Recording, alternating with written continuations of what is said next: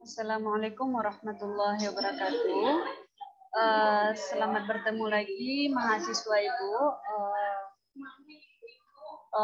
Kita bertemu lagi dalam mata kuliah materi pembelajaran Al-Quran Hadis di MTS.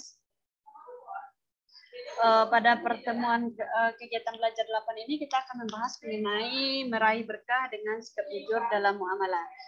Nah, di sini kita akan membahas mengenai bagaimana caranya kita dalam bermuamalah. Nah, muamalah itu adalah hubungan kita dengan sesama manusia. Itulah yang disebut muamalah.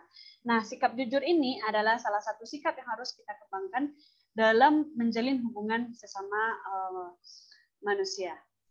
Nah, kemampuan akhir yang akan diharapkan dalam pembelajaran ini adalah mahasiswa mampu memahami jujur dalam muamalah ini. Dan untuk memahami ini kita akan membahasnya dalam surat Al-An'am ayat 152 dan hadis yang riwayat Baihaqi dari Ibnu Abbas dari hadis riwayat Tirmizi. Oke, kita masuk yang pertama yaitu surat Al-An'am ayat 152.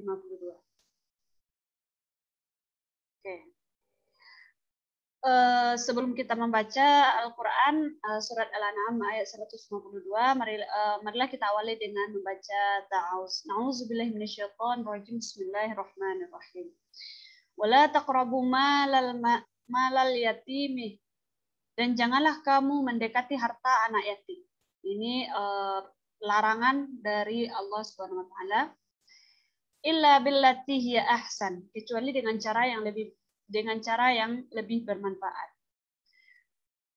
Kemudian hatta yablugha asyuddah, sampai dia mencapai usia dewasa. Nah, maksud dari ayat ini mengatakan bahwa kita tidak boleh mendekati atau mengambil harta anak yatim kecuali dalam konteks untuk bermanfaat bagi anak tersebut. Contohnya ketika dia masih kecil, mungkin dia tidak bisa mengelola harta tersebut, maka boleh kita kelola tapi tetap kepada azas manfaat bagi si anak tersebut.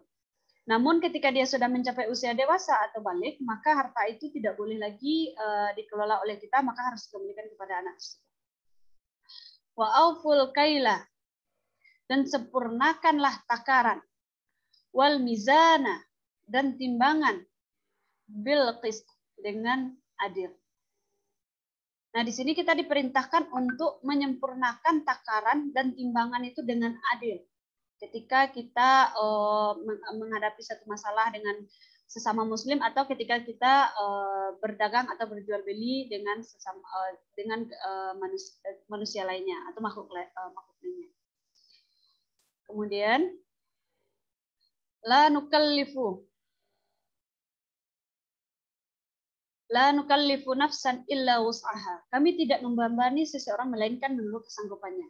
Nah, sering kita temukan ketika seseorang ingin berbuat curang atau tidak adil atau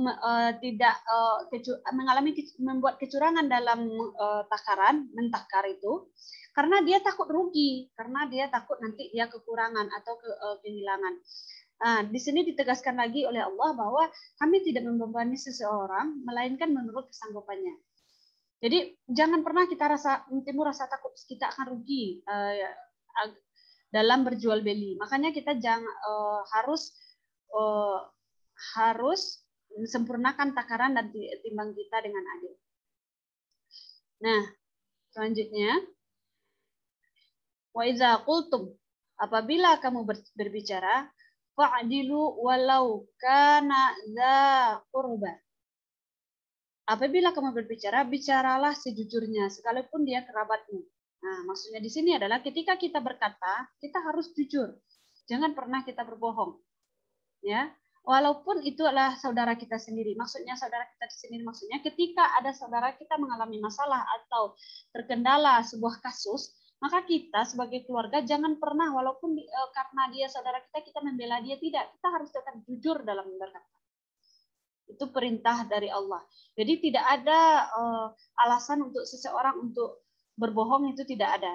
Makanya harus jujur.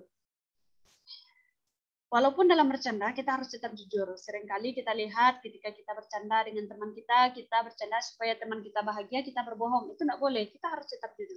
Bercandalah dengan candaan yang jujur. Berkatalah dengan kataan yang jujur. Dzalikum wassakum. Dzalikum wassakum bihi la'allakum tadhakkarun.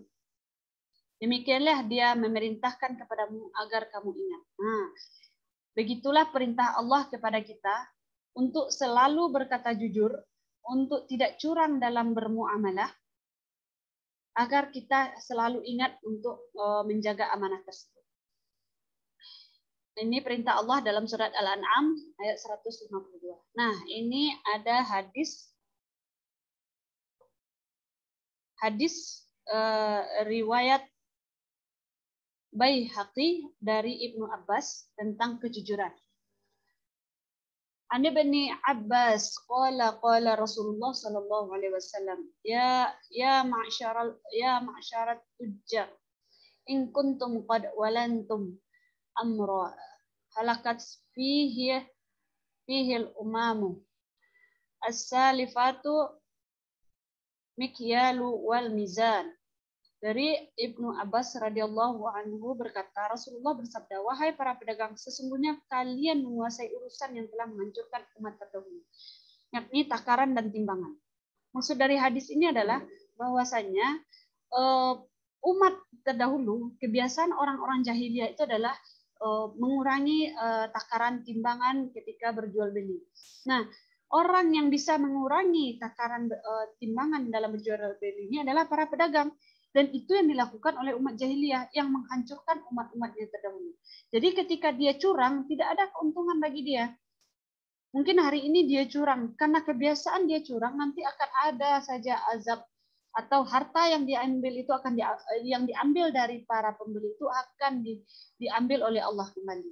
Makanya kalau kita curang dalam bermuamalah, kita akan rugi sendiri karena itu sudah nampak pada masa-masa jahiliyah tersebut. Nah, ini hadis ini menjelaskan mengenai azab atau kerugian kita kalau kita berbuat curang, ya, atau tidak jujur dalam bermuamalah. Jadi dari kegiatan kita, pembelajaran kita hari ini dapat disebutkan bahwa pertama, Allah sangat memerintahkan kita untuk selalu jujur.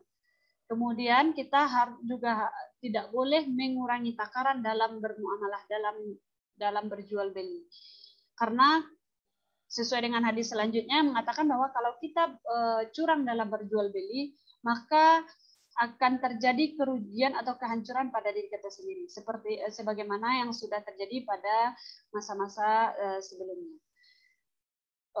Mungkin itu penjelasan Ibu mengenai materi kita hari ini. Mudah-mudahan dapat bermanfaat dan dipahami. Sekian dulu. Wabillahi taufiq wal hidayah. Wassalamualaikum warahmatullahi wabarakatuh.